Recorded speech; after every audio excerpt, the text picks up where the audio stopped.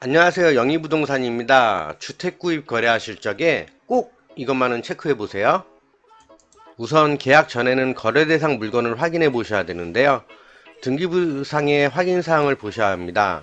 법원 등기소 또는 대법원 인터넷 등기소에서 등기사항 전부 증명서, 예전에는 등기부 등본이라고 불렀거든요. 을 교부받아서 소유자를 꼭 확인해 보세요. 이게 등기부 등본인데요. 법원이나 인터넷 등기소 가서 보시면 떼실 수 있습니다. 물건의 등기 명의인과 매도인이 일치한다면 소유자라고 생각할 수 있으며, 등기 명의인 가족 등 대리인이 거래를 할 경우에는 명의인과 대리인의 동의 절차를 거쳐서 세부적인 확인을 해야 합니다. 매도인의 거래 대상 물건에 대한 소유 여부가 불확실한 경우 거래를 진행하여 발생되는 피해는 법적인 보상을 받을 수 없습니다. 등기부상에 가등기, 가처분, 지상권, 각종 담보물건, 가압류 등을 확인하고 임대차 관계는 계약 기간의 임차금 등을 분명하게 파악하셔야 합니다. 다음과 같은 경우에는 좀 더 세부적으로 보셔야 되는데요. 짧은 기간 동안 소유주가 자주 바뀐 경우, 상속의 경우에는 정당한 상속 여부, 매도인이 법률상 행위 능력을 가지고 있는지 여부, 대리인과 계약 시 정당한 대리권을 가지고 있는지 여부를 체크해 보셔야 해요. 부동산 등기부 등본을 확인하는 가장 큰 이유는 을구 안에 표기된 내용을 확인하기 위해서인데요. 을구에는 소유권과 관련이 없는 부동산에 대한 권리 전분을 확인할 수 있습니다. 저당권, 전세권, 지역권, 지상권 등에 대한 내용이 포함되어 있고, 여기서 부동산의 담보 및 채무 상황을 파악할 수 있습니다.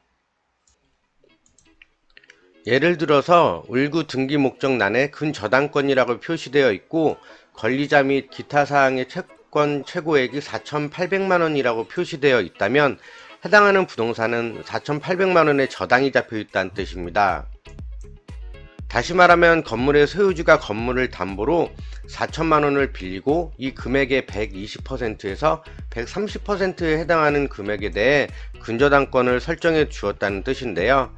따라서 만약 건물의 소유주가 채무를 변제하지 못하면 그 건물은 경매로 넘어갈 수 있습니다. 주의하세요. 그리고 각 등기는 등기한 순서대로 순위 번호를 기재하고 순위 번호에 의해 등기의 우열이 가려지게 됩니다.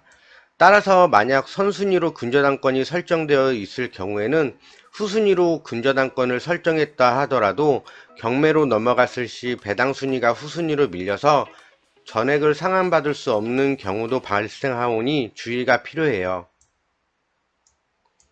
그리고 건축물 대장, 토지 대장, 토지 이용 계획 확인서 등을 통해서 확인도 해보셔야 하는데요.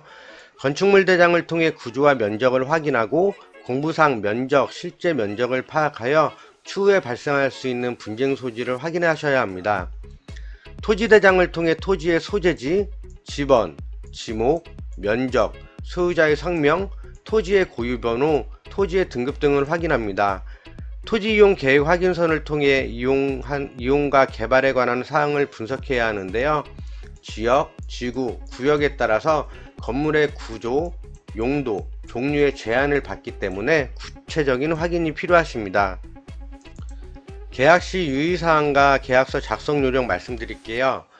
계약 시 주의하셔야 할 점은 중개업자를 통해 계약 시 중개업자가 작성한 중개 대상 물건 확인 설명서와 계약 직전에 교부받은 등기사항 전부 증명서, 등기부 등본이죠. 확인하신 후에 실소유주와 계약하셔야 합니다.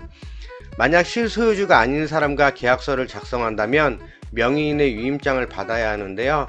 위임장이 없이 실소유주가 아닌 사람과 맺은 계약은 원천적으로 무효 처리가 되며 대리 계약자가 가족이라 하더라도 법적인 대리권이 없습니다.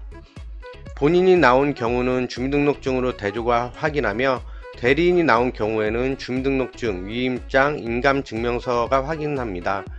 소유자가 미성년자인 경우 법정 대리인의 동의서를 확인하셔야 하고요.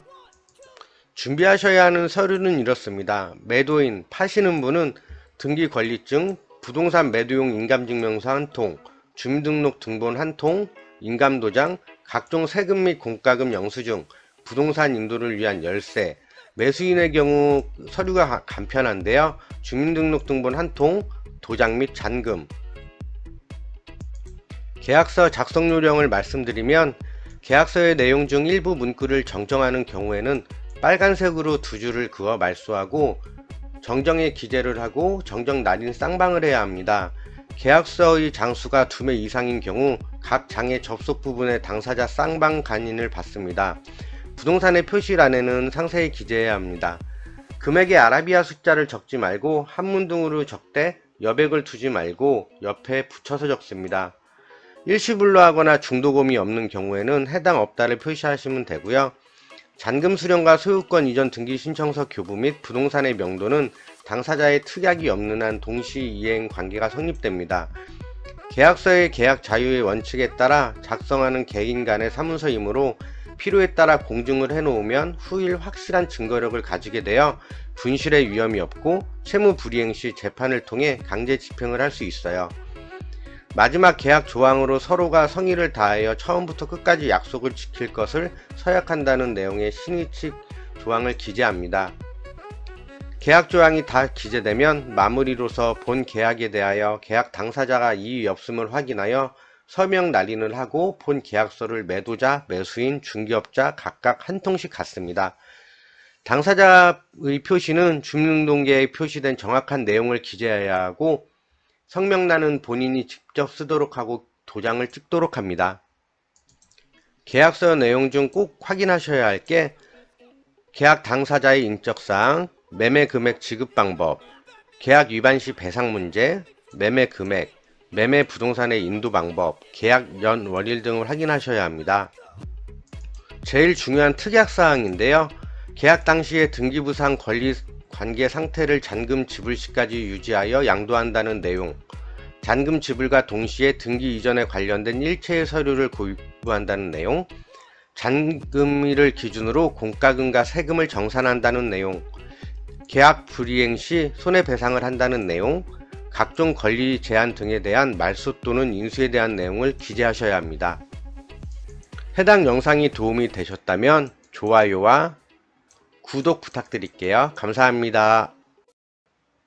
저희 영희부동산에서는 카카오톡 채팅방에서 부동산 정보도 공유하고 있습니다. 신규 분양 현장 업데이트 및 상담 도와드리고 있으며 전국 민간임대 아파트 단타 등 전국 현장 안내해드립니다. 링크는 댓글과 더보기란에 올려놓도록 하겠습니다. 비밀번호는 1122. 돈 버는 방으로 들어오세요.